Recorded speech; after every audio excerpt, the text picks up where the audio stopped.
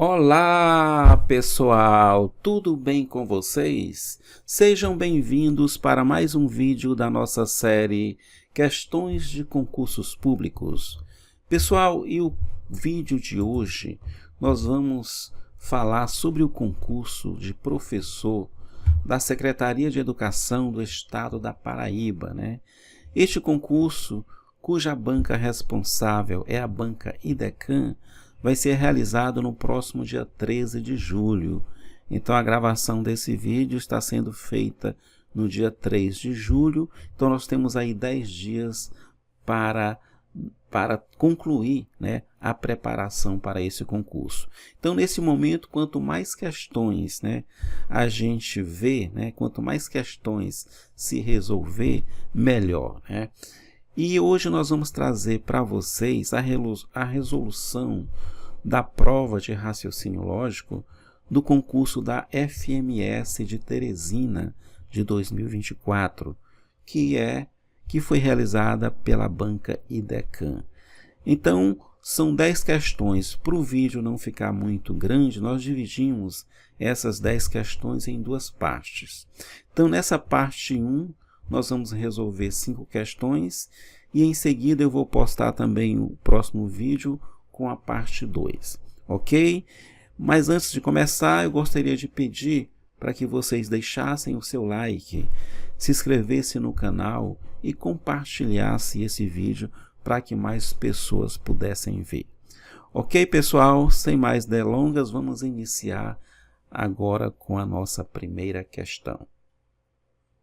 Em uma escola, 100 alunos participaram de uma pesquisa sobre seus esportes favoritos.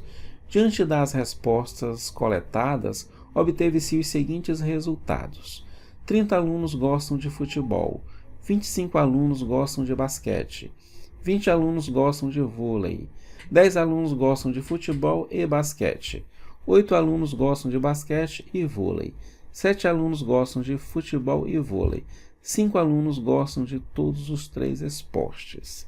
E a questão quer saber aqui quantos alunos não gostam de nenhum dos 3 esportes. Eu tenho um total de 100 alunos, né? A questão quer saber quantos alunos não gostam de nenhum dos 3 esportes, né? Então, é uma questão sobre conjuntos, né? Então, nós montamos aqui os 3 conjuntos, né? E esse tipo de questão você sempre deve iniciar pelo final, né?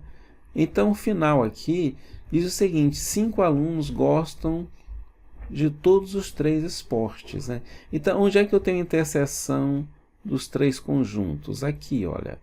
Então eu tenho 5 alunos que gostam aqui dos 3 esportes, né? 5 alunos. Aí eu tenho aqui 7 alunos que gostam de futebol e vôlei.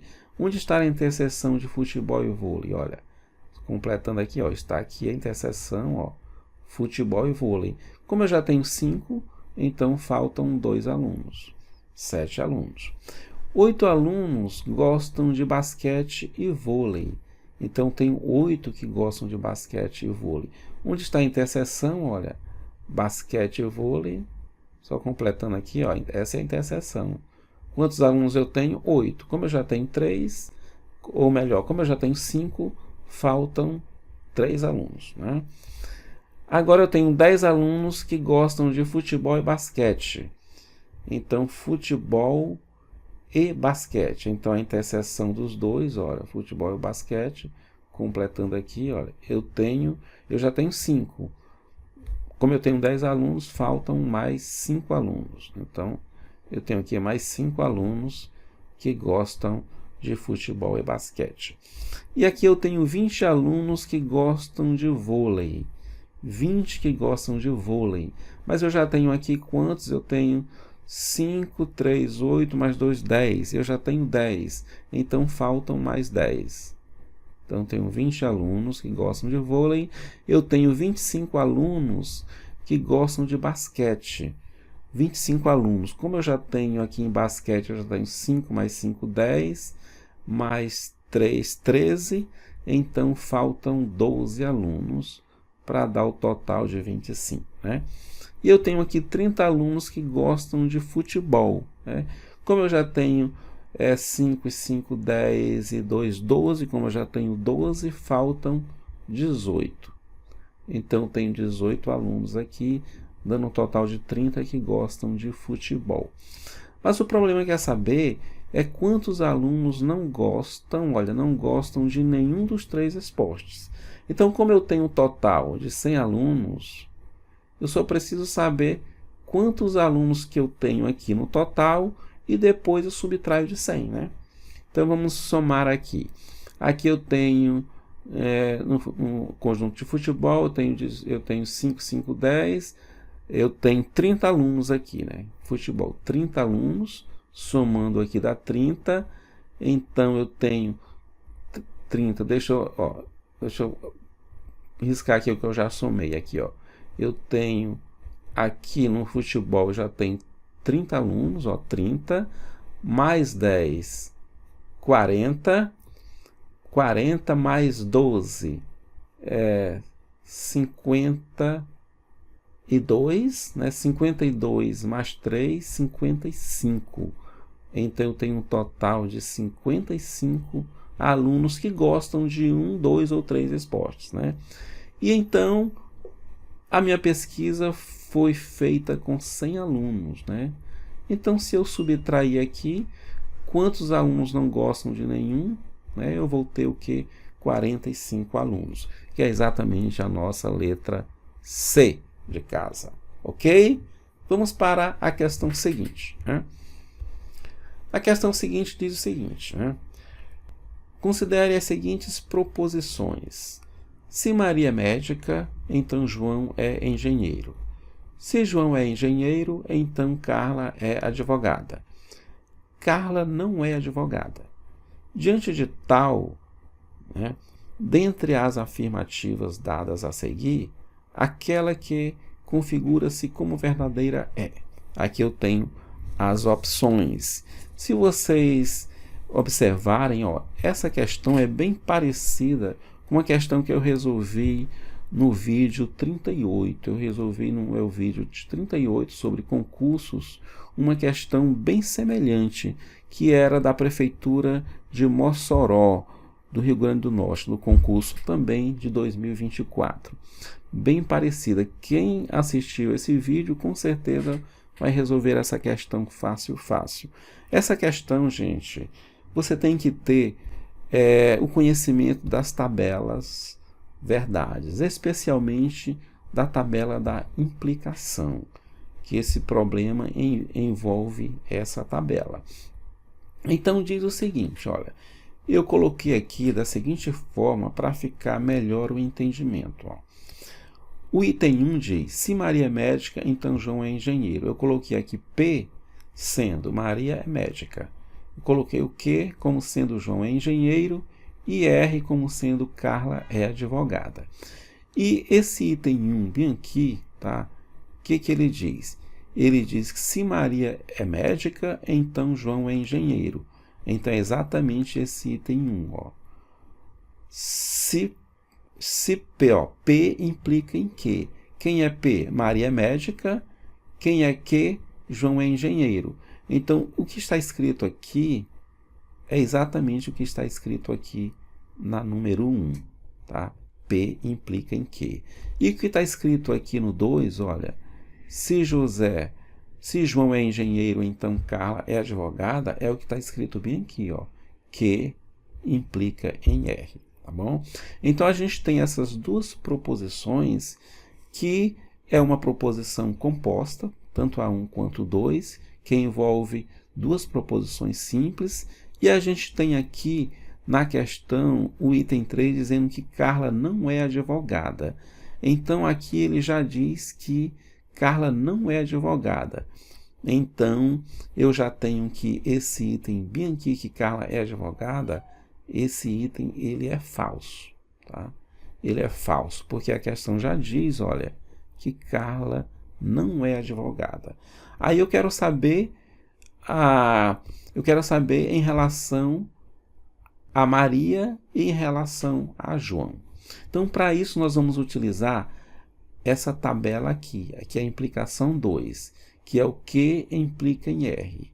Então, se vocês também observarem a confecção das tabelas, que eu também tenho um vídeo explicando como monta essas tabelas, vocês vão ver que os resultados aqui é o seguinte. Para esta implicação, a gente só tem um resultado falso quando a primeira, o Q é verdadeiro e o R é falso. Então, eu tenho essa implicação falsa. As outras opções todas são verdadeiras, né? Se vocês observarem as tabelas da implicação, a única opção que eu tenho nessa tabela de ser falso, o resultado da implicação, é nesta linha, onde eu tenho Q verdadeiro e R falso. As outras opções todas são verdadeiras. É o que diz a tabela da implicação em relação a esses valores lógicos. Então, aqui, a gente quer saber, como eu já tenho o valor de... Eu já tenho o valor de R, olha, eu já tenho o valor de R, que é falso. Então, essa implicação 2 aqui, olha, a questão diz que ela é verdadeira. Ó. Essa implicação 2 é verdadeira, essa 1 também é verdadeira. Então, essa opção aqui eu descarto, porque essa opção aqui diz que ela é falsa. Então, essa opção aqui eu descarto. Eu vou até riscar aqui, ó. Eu descarto essa opção. Então, onde é que eu tenho uma opção verdadeira que o Q, né, que o R seja falso? O R seja falso. Eu tenho o R aqui, olha. Onde é que eu tenho o R falso? Ah, somente aqui. Somente aqui, porque essa eu já descartei. Então, nesta linha aqui, eu tenho que meu Q também é falso. Tá? Então, aqui eu concluo que o meu Q, ele também é falso. Eu vou colocar bem aqui, ó. Q também é falso. Então, descobri que o Q é falso. Eu descobri o quê? Que João não é engenheiro. Tá? Eu sei que João não é engenheiro, porque a opção é falso. Agora, eu preciso saber se Maria é médica ou não. Então, vamos ver a situação da Maria ou não. Então, só vou repetir aqui. Nós já sabemos que Carla, que aqui é falso, que Carla não é advogada. E também aqui a gente já descobriu que João não é engenheiro. Então, nós vamos agora usar a implicação do P implica em Q, que é essa implicação 1. Porque eu estou me referindo agora, né, eu quero saber se Maria é ou não médica, né? E eu já sei, eu já conheço o que eu sei que o que é falso. Olha, então aqui é o mesmo raciocínio, gente. A tabela da implicação, a única opção que ela é falsa é essa opção aqui, ó. Quando vocês verificarem como montar as tabelas, vocês vão saber isso aqui de cara, tá? Só é falsa essa opção, onde eu tenho que P é verdadeiro e Q é falso. As outras opções todas, eu tenho resultado verdadeiro. Essa é a tabela da implicação. Então, neste caso, gente, como não me interessa a opção falsa da tabela, porque a questão 1, o item 1 é verdadeiro, então eu vou riscar, não me interessa essa opção. Só me interessa o resultado verdadeiro. E onde é que eu tenho o resultado verdadeiro que eu tenha o Q sendo falso? Somente aqui, ó. Aqui o Q é falso. A única opção verdadeira que eu tenho que o Q é falso é essa daqui. Então, nessa situação, eu tenho que o P também é falso. Então, aqui eu descobri que o P também é falso. Então, eu descobri que Maria não é médica. Então, eu já sei que Carla não é advogada, que João não é engenheiro e que Maria não é médica. Agora, basta você ir para as opções. As opções, ó, se você for aqui na opção D de dado, olha, Maria não é médica. É exatamente o que diz bem aqui, ó. Maria não é médica, porque aqui é falso. As outras opções são falsas, tá? A única opção que é correta é a letra D de dado. Ok, gente? Vamos passar agora para a nossa próxima questão. A questão de número 13 da prova lá, né? Então diz o seguinte: um arquiteto está projetando uma estrutura de suporte em forma de trapézio isósceles, ABCD, sabendo que as bases do trapézio são AB e CD, onde AB é igual a 8 metros e CD é igual a 14 metros, e que as pernas do trapézio AD e BC medem cada uma 5 metros. Pode-se inferir que a altura H de tal forma corresponde a... Eu quero saber a altura. Então vamos aqui mostrar aqui o trapézio isósceles, né?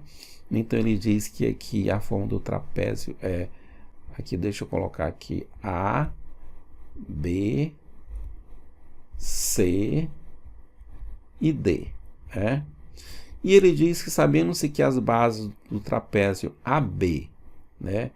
AB e CD, onde AB é igual a 8 metros, olha, AB, eu vou colocar aqui 8 metros, né? E CD é igual a 14 metros, então aqui eu tenho de CD, né? Eu tenho aqui de CD, vou colocar aqui 14 metros, né?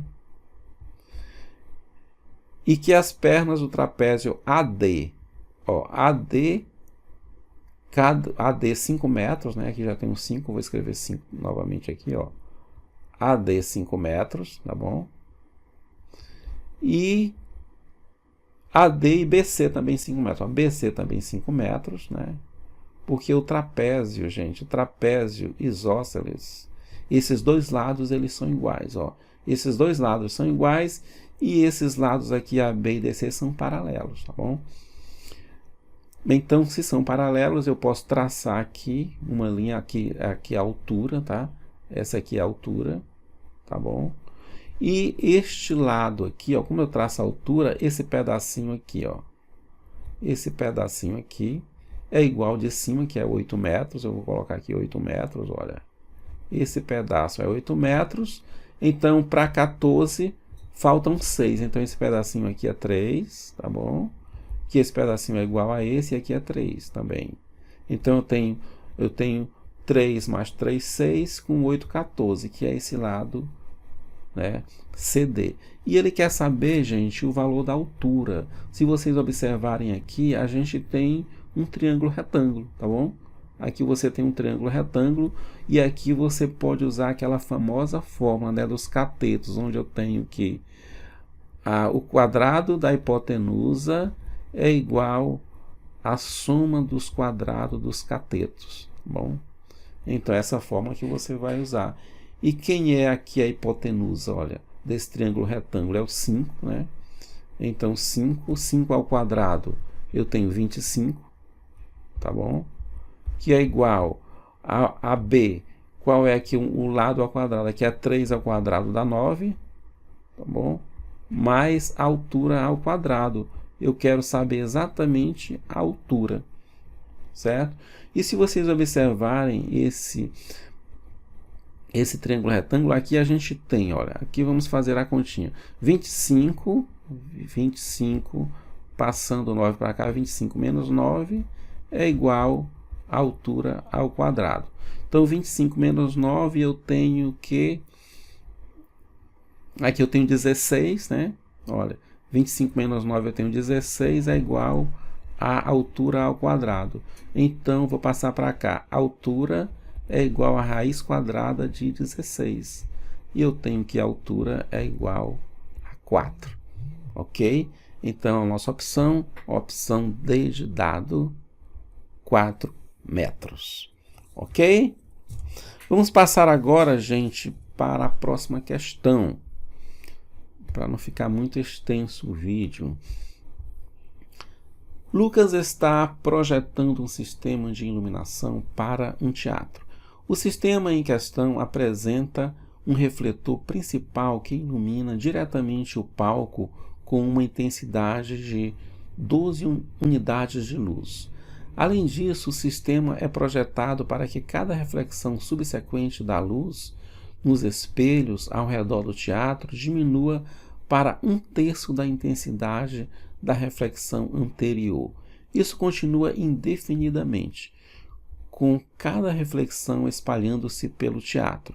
Considerando-se o cenário em questão, sabe-se que a intensidade total de luz acumulada no teatro, a partir do refletor principal e suas infinitas reflexões, corresponde a. Né? Então aqui, pessoal, nós temos um problema de PG, gente. Olha, se vocês observarem aqui, olha, aqui nós iniciamos, o sistema em questão apresenta um refletor principal que ilumina diretamente o palco com uma intensidade de 12 unidades de luz. Então vou colocar aqui, 12 unidades de luz, né? Primeiramente 12 unidades. E depois ele vai refletindo, né? As reflexões subsequentes é exatamente 1/3 da anterior, né?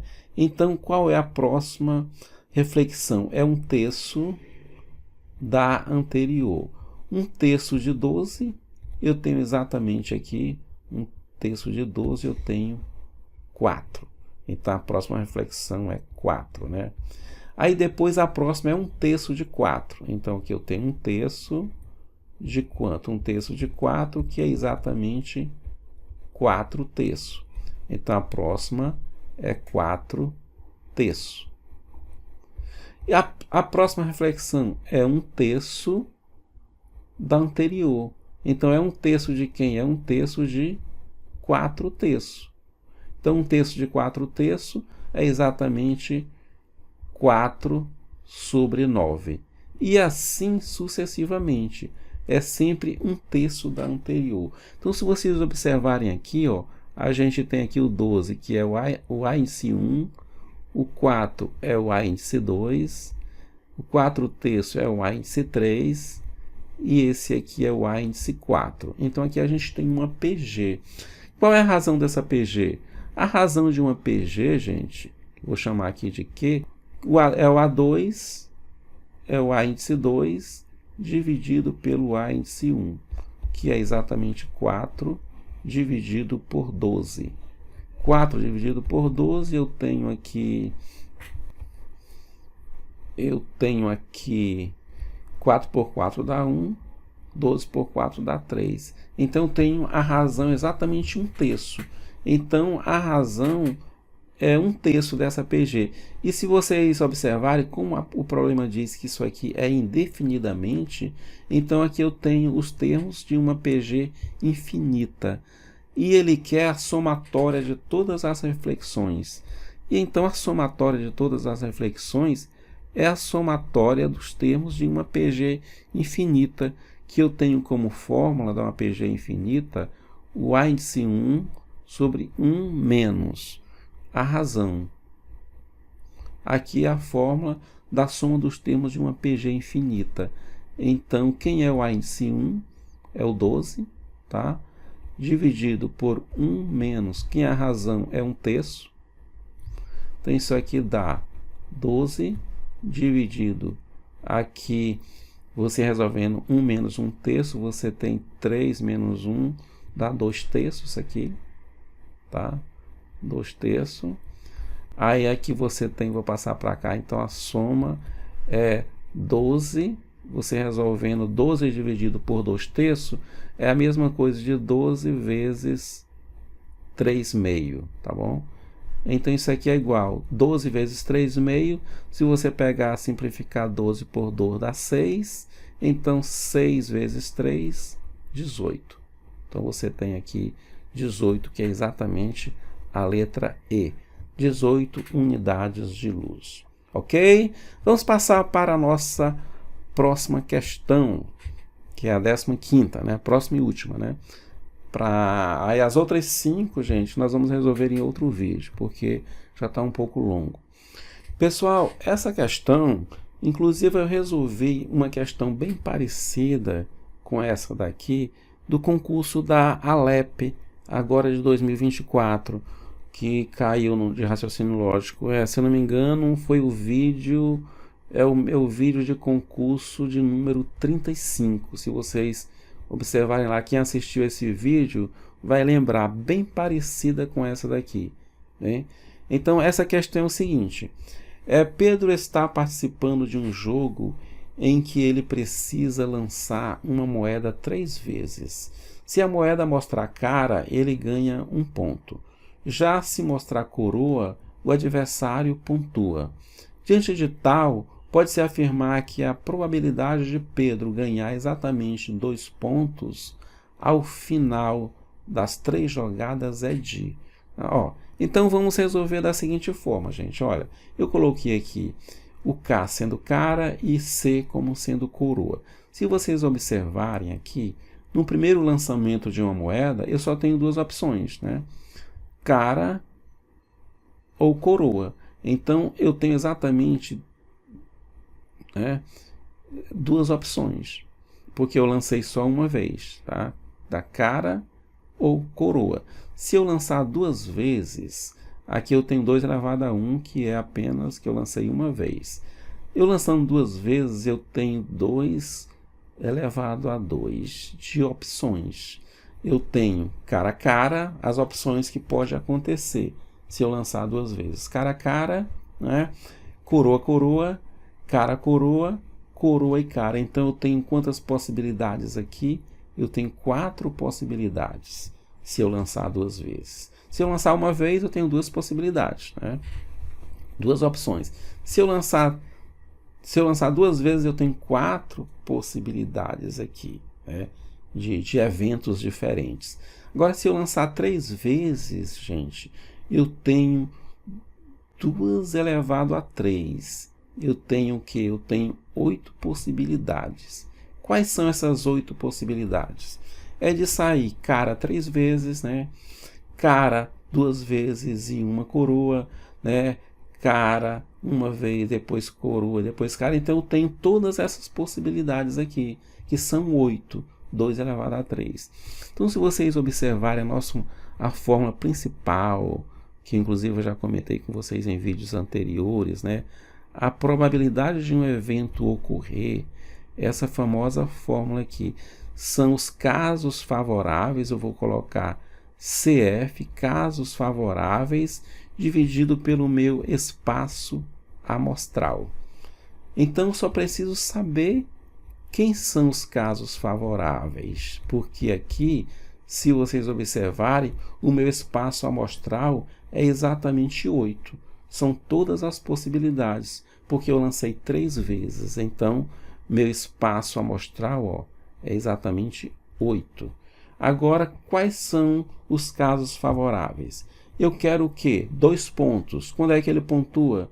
Quando for, se a moeda mostrar cara, ele ganha 1 ponto. Se mostrar cara. Então, onde é que eu tenho as possibilidades de cara 2 vezes, né? Eu tenho aqui, cara 2 vezes. Eu tenho aqui também 2 vezes.